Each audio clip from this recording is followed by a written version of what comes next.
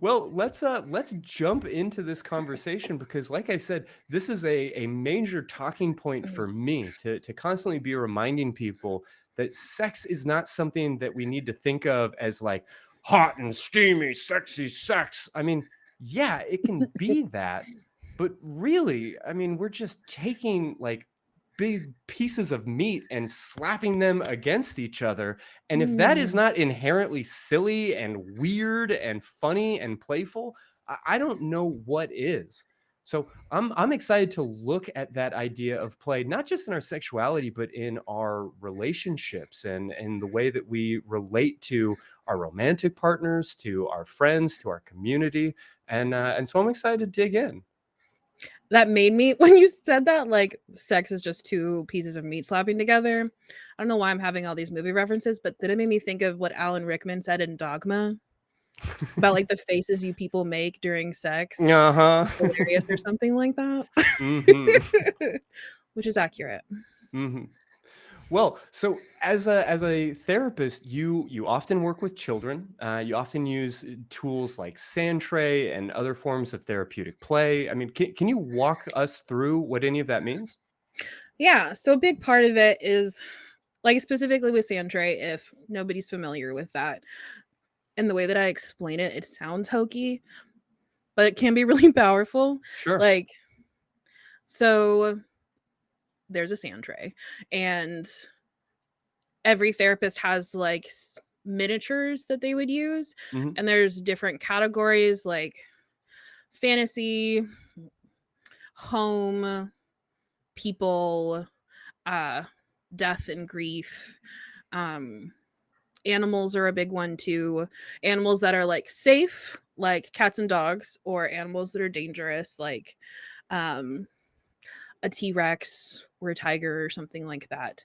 Um, and the miniatures are used in the tray as a metaphor. Hmm. So you can start with the session either of being like, create a world in the sand and let the client do what they will with that prompt. Um, or prompts I've used in the past, like depending on where a client is at or who or what the like we're specifically working on in session that I think would be helpful. Um, One I've used before is like creating a line in the sand, and like one part of the tray is what does it mean to belong, and then the other side of the tray is like what does it mean to not belong. Hmm. And part of like processing that in session would be like, who does this figure represent, um which one is you, tell me a little bit more about what this means, and like how can we like bring all of these figures together. um One that is both powerful and dangerous is where you ask the client to pick figurines that all represent like the immediate members of your family and you, place yourself in the tray, and then place the figures in proximity to how close you are to them. Hmm. And that one's super fun because you can see like whose mommy and daddy issues are coming out, and it's very telling of like if someone picks like a snake for their mom, like, what is the meaning behind that? Tell me a little Yeah. bit more. And it's a way of like externalizing like your feelings, because it can be really hard to like talk about this stuff, especially if I'm seeing like a teenager um who doesn't want to talk about anything. Right. Um and it's a way of like othering ourselves from like the issue that we're talking about, because like we're not Getting talking some about, distance. yeah, we're not talking about your mom, we're talking about the snake. Yeah, no, and I think that that's probably a big part of the play in play therapy is Mhm. creating that almost like gamification and forcing there to be a little bit of space between you and the maybe challenging material you're talking about. Yeah, exactly. Like it's creating like a safe place to like act out those things that like not able to like act out in Mhm. real life. Um and it looks different than like what traditional therapy looks like. So it really is like for a person who can really like dig into those metaphors. So someone who's really literal may not get as much out of it, which is totally fine. Not every type of therapy is for everyone. Sure. Um but for me personally, like I really love metaphors, and like it's a way of like I've done trays like where I've cried. Um Mhm. because like so much came out of it that I was not anticipating. Yeah. Well, so just that notion of play, how do we define it? I mean, what is play? What constitutes play? What's play useful for? Is it just another word for recreation, or is there more to it than Mhm. that? What is play? How Hmm. play? Um, man, what an existential question. And I think that it's also like defined by like each like individual person of like what play means to them. Sure. Um, and like itself of like being playful like requires like a certain level of vulnerability that I think gets lost like as we get older. Um, like when we're kids, like I'm thinking, 3 to 7 or 8, like being on the playground and pretending that the sand is lava, or pretending that like like when you're in the pool, like you're playing like sharks and minnows, Hmm. or look, I'm a mermaid. Yeah, we're Like, we're too, I don't want to say too dumb, but like it hasn't occurred to us to be defensive or to be afraid all the yeah, time. like it doesn't occur to us to like be self-conscious. But then like as we get older and children become more aware of like certain differences in people, Hmm. like, and especially like the insecurity and like self-consciousness that's inherent of like being a teenager, that you know oh, I'm not going to watch like cartoons because that's kid stuff, or I'm not going to like collect action figures anymore because like I'm too grown up for that, like I can't be playing with that. Oh, super guilty. I remember specifically being at a Blockbuster Video, and Oh, having my mom see the rip. movie I had picked out for myself and be like, "Aren't you a little too old for this?" And I Yes. never ever forgot it. Like I did not No. watch another cartoon for like 15 years. Yes, like, I remember when I found out that Santa wasn't real, and it was because I was in 4th grade, and my parents felt like I was too old to, like, believe in Santa anymore, Hmm. and I remember being like, "Santa's not real," and it was I was devastated, like, because like, it lost that, like, magic in the world of, like, there's just, like, something that, like other that, like, could be out there that, like, has this inherent sense of playfulness. Um And yeah, I think like when we're like adults, especially like early 20s when we're trying to figure out like what is adult, how adult, Hmm. like, when we think of being adults, like we think of like being serious and like we're paying bills and we're doing taxes. Um and like that inherently in itself like doesn't feel playful. Yeah. Yeah, so I take it that as we get older, we do become a little more self-aware, maybe a little overly self-conscious and kind of lose some of that magic. And then as a result, play tends to take up less and less of our time, at least in the ways that we usually think of it. I mean, do you believe that that's true? Do you think that Yeah. watching TV or going to see a play at the theater, is that play? I mean, it can be. I think it also depends on like how you're engaging with the media. Like it makes me think of like fandoms, for example. Hmm. Um, If you're in a like shit posting group, like that's a form of goofing off. That's a form of yes. play. Yes, or like it makes me think of like whenever I was younger and I was so into Harry Potter and Twilight, right? Like I was going to the book releases, I was going to the midnight releases. Like I was like so engrossed in like this media and like I just had this like teenage obsession with it. And like I missed that feeling and like like in like the last 5 years I've rediscovered it with Taylor Swift. And I don't care if anybody thinks that's cringe, which, like, is Uh-huh. the thing that, like, I didn't realize when I hit 30 that, like, I just would not care. I don't care. I enjoy it, and, like, that's what matters, and I think that can be, like, the same thing, like, with fandom culture of, like, if you're, like, just watching a Marvel show, I don't know if inherently of itself can be playful, but, like, if you're engaging with, like, forums or with your friends or if we're really into, like, cosplay, like, that itself is, like can be like a form of play. Yeah, so a important piece of it is just that guilelessness, like a willingness to be silly, to be kind of messy or even cringy. Yeah, like cringe is like the word that gets thrown around now of like, oh, like I don't want to be cringe. When Hmm. like we're all cringe sometime. Nobody is ever Just embrace it. just embrace the cringe, because like it just doesn't fucking matter. We're all on like a spinning rock. Like, who cares? And I think like that's hopefully like as like you get older and like discover that like there's just some stuff that just does not matter, Hmm. that like being able to like re-engage with those things that you did when you were younger, that like you get like this sense of like wonder and obsession, and it's just fun to like do these things, and like there's not a point to it other than like I just like it. Yeah. Well, so how vital is any of this? I mean, what can you tell us about maybe the need for play for adults?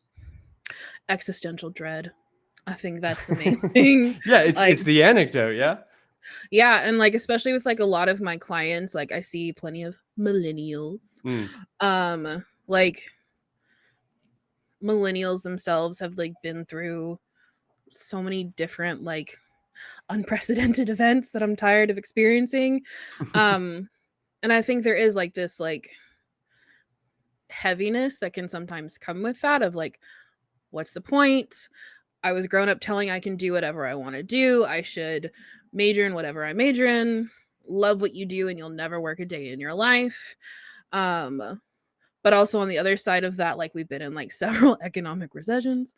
Um and you know, coming out on the other side of college or grad school or law school or med school or whatever and being like, this isn't what I thought it would be. And like, what's the point? And I think like that's often like a big question that like I get like with like my older adult clients that are going through an existential crisis of like, what is the point? And the thing that I tell a lot of my clients, I can't answer that for you. I Sure. wish that I Yeah. could, because everyone has their own point. But I Yeah. think the Meaning way, is constructed, right? Like yes, nobody can create it or hand it to you.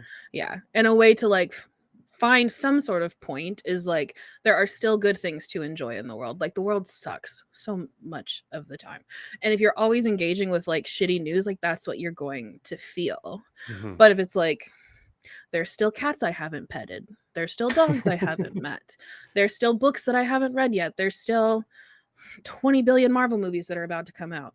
Like there's still so many things I haven't done yet, and that like I can still like find joy in these things that make life feel bearable on the days Mm-hmm. that it sucks. Well, so if nobody can tell you how to play or what play looks like, can you give us some guidelines? I mean, just a vague sense of what we might be deficient in or what we might need more of in our life. What does vitamin play look like at the grocery store? I think like if you're an adult and you're in this place of like I don't have like joy in my life and I don't know what that would look like. I think it's going back to like thinking about like what did you enjoy like as a kid? Like what were the things that like, you know, we'll start with like when you're saying like the grocery store. Like what was a food that you had as a kid that you just fucking loved, and like every time you had it you were like this is the shit. Like recently I bought Gushers and a fruit Sure. roll-ups. Yeah. Um I will say sometimes it doesn't hit the same, but when it does hit the same, you're like, ugh. Yeah. Like this just like it just brings back this like good feeling. Or like chocolate milk. Like I can fuck up some chocolate milk. Like, and that's something of like as adults of like, oh, like my Right. lactose Yeah. No, intolerant. it's too childish. Oh, Yeah. I shouldn't be drinking that. When it's like the best part about being an adult is like I can have ice cream for dinner and nobody is telling me that like I can't. Like that's the best part about becoming an adult is I can do whatever the hell that I want. There's not like a certain parameter of things that I have to do. Like I mean like besides like life responsibility stuff of paying your bills or whatever. Yeah. But like thinking of like what are the things that I used to enjoy that like I've since not, and like how is something that I can re-engage with that, and doing it with like just curiosity, like just being curious about what your feelings are around it. How does it make you feel? And if it doesn't make you feel some kind of way, that's fine. There's no judgment around that, and it's just trying to find something else that can fulfill that part of you. And I think going back to like what you enjoyed as a child, can be like a good place to start. Sure. Yeah, well, I mean, so you're describing something that is about maybe not even confidence so much as just a lack of judgment, right? And Mhm. embracing some curiosity and that guilelessness. What can you say about sex as a form of play? Because, obviously we live in this culture where we're told over and over again that sex is for making babies, for fulfilling wifely duties. It is supposed to be hot and heavy and sexy. And I feel like that playful aspect, that notion of just being non-judgmental and curious and willing to kind of do something goofy and see what feels right gets lost. I Mhm. mean, do you think it's valid to see sex primarily as a form of play? Yeah, well, and I also think it depends on like the context of like the relationship of the person that you're having sex with, right? Like if you're in like a long-term partnership, like engaging in play with your sex life is one like I think is what's going to help like prolong like the fun of it. Sure. And it also like it helps you go deeper with your partner because there's vulnerability in play and there's vulnerability in sex. Like you need to be able to like feel like you can fart during sex with your partner and like you're Yeah. just gonna laugh it off because we are all human meat sacks and I mean, there's just literally be naked, like just yes, allow bodies to be bodies and not yes, obsess over whether the sex that you're having looks like, a music video or looks like mhm. pornography or Yeah, whether you're impressing somebody.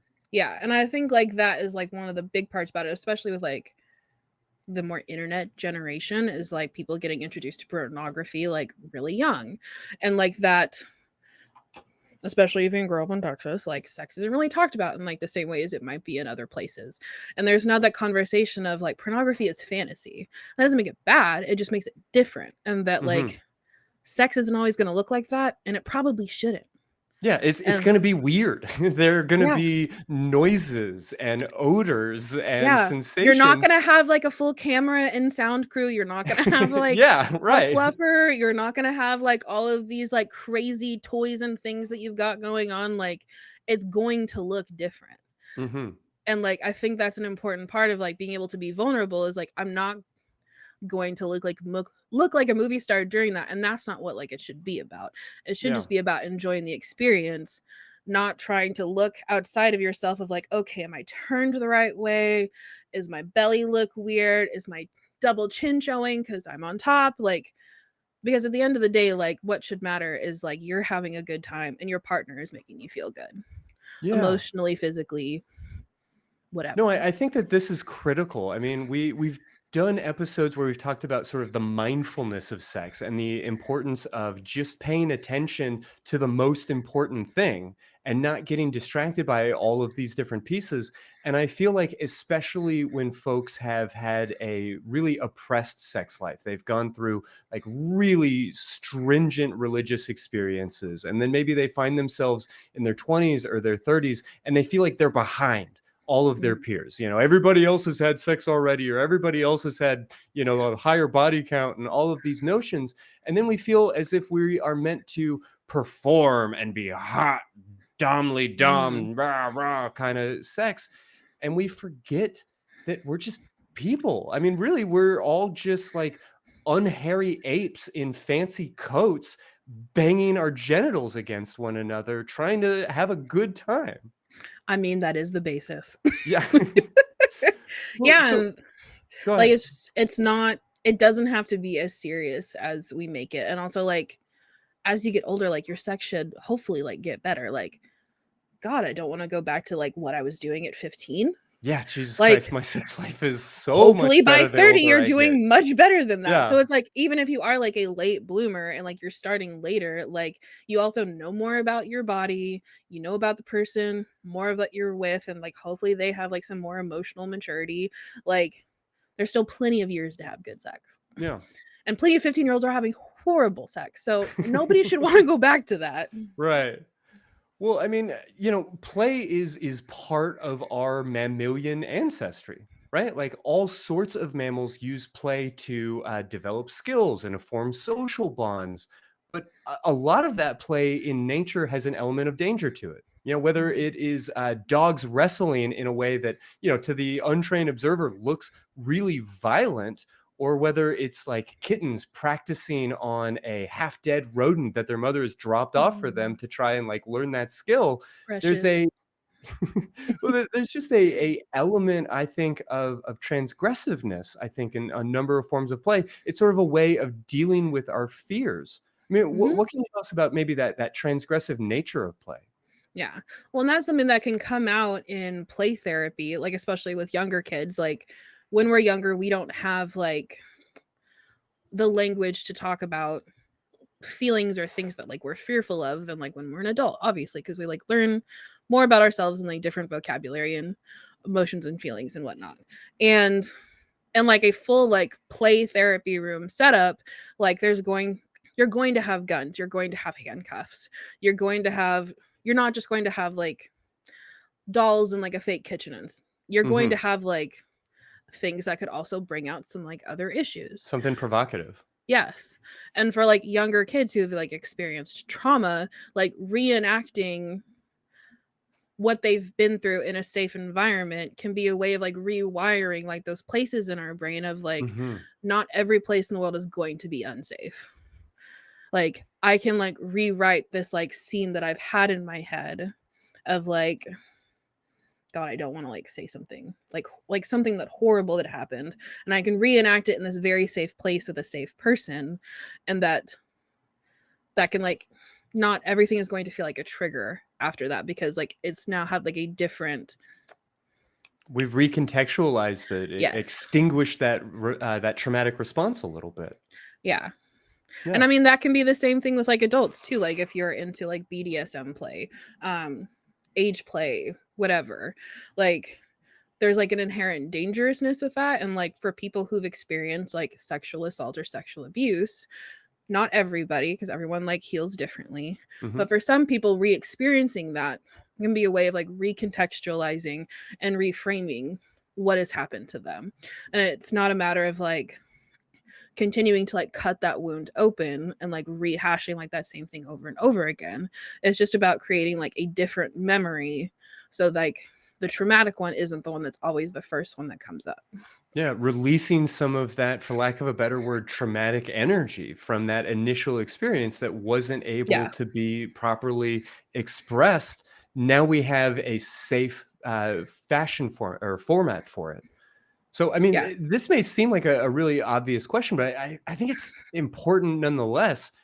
Can you talk to us a little bit about what separates something like murder, rape, and abuse from things like playing cops and robbers or consensual non-consent or some of the BDSM pieces you're talking about? Mhm. Yeah, I mean, like it always comes down to like the consent and like what's the intention. Like kids playing cops and robbers on the playground, like the consent is that like both kids are in on the play and both Mm-hmm. of them like are wanting to play what they're playing. It becomes bullying whenever like some kid puts like plastic handcuffs on another kid and arrests them because Sure. like Yeah. and they weren't like initially part of the play. Like then that becomes like something different. And then the same thing with like, with adult like sex play, like it depends on, because like there should be like an inherent thing of like I want to feel good and I want the other person or persons that I'm with to feel good. Like it's not a matter of just like domineering over somebody or just submitting to someone or what have you. Like it's about like we're all engaging in this together and it all feels like in a safe environment that I can like be vulnerable and show this part of myself that I don't normally show, and like that feels good. Yeah, there's an inherent intimacy to this kind of play. I mean, we are showing people our deep, dark thoughts, and I guess I want to stress that sometimes those things are traumatic in the like capital T sense of this thing happened to me, and now through a form of what we might generously call like psychodrama, we are reenacting a scene where we play it out differently, but it may not be as deep as all of that. I Yeah. think for a lot of folks, it's when I was at a very young age, I watched a movie where this thing happened and I didn't understand it, but I had complicated feelings about it. And maybe I don't even remember watching that movie. But now here I am as an adult, and for whatever reason, I have this one weird kink or this crazy fetish, and more's the better. Like life is Yeah. not fun when it's purely straight. We need a couple of kinks and wrinkles in our personality to have a personality. Yeah, when it's also like, like the reason sometimes people are into like voyeuristic sex is because it's dangerous and like that's exciting. Like, doesn't have to be like because like something bad happened to me, like this is why I do this thing. It's just like it's exciting and sexy and dangerous, and like we could get caught, or like, like I'm super feminist and very like headstrong and whatever, like outside of the bedroom, but like in the bedroom, like it's fun to like be the complete opposite of that, just Mm-hmm. because. Play out our fears. Yeah, like, and it's also just because like it's just exciting, and it's like something different than just doing like plain old missionary all the time. Yeah, fair enough. Well, Like, hopefully you're living a long sex life if you want, and you want to like spice things up every now and then. mhm. Well, so then ultimately, how concerned do we need to be when, for instance, our like usually kind and compassionate kiddo is obsessed with video games and wants to spend all day pretending to be a space marine, no scoping headshots, or if our like loving and caring partner fantasizes about tying us up and beating us?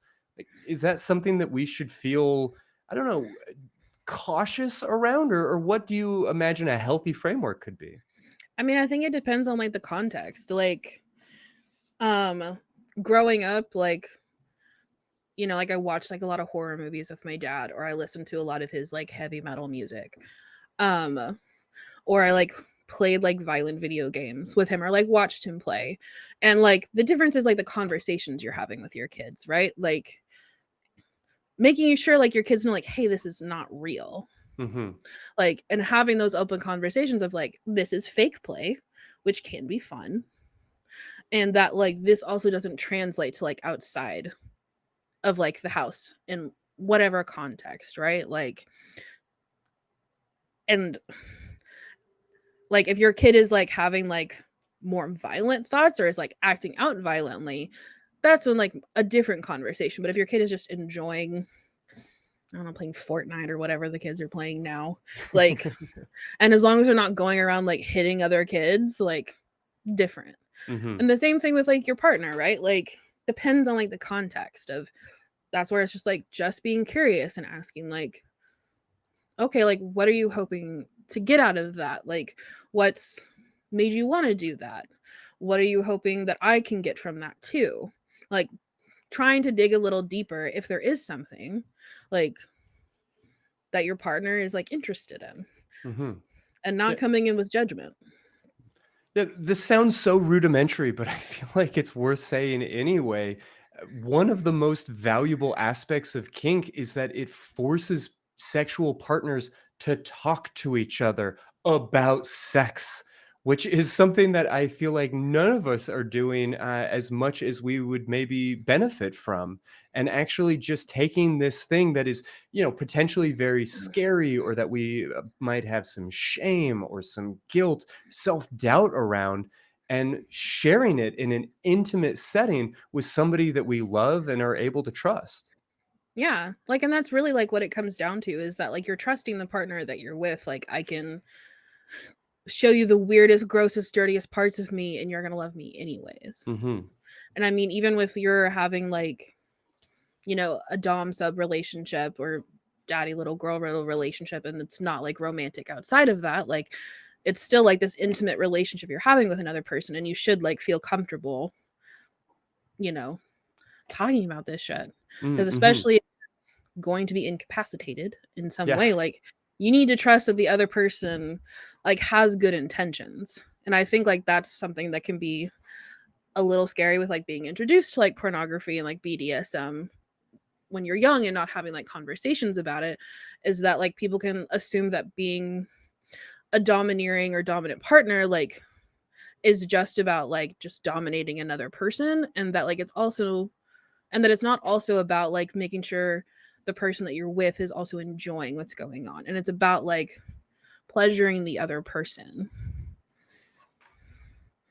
Yeah, no, I think that that is something that is really frequently lost in these situations. That we are, in a certain sense, like maybe working out our fears, perhaps working out our trauma in these different ways, but we are also giving ourselves and then maybe our partners permission to explore those like deep, weird, creepy, exciting, bizarre, silly, goofy pieces of ourselves.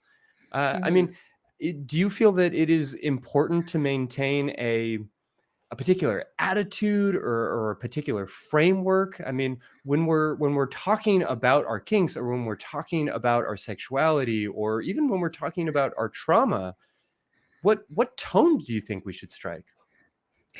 I mean, I think the safest bet is always just like being curious, being curious about yourself and being curious about the other person, of like what they're what they're wanting to get out of the experience, or what you're wanting to get out of it. Like Mm, there's so much judgment about like the way we should or shouldn't be doing things, or should and shouldn't look like.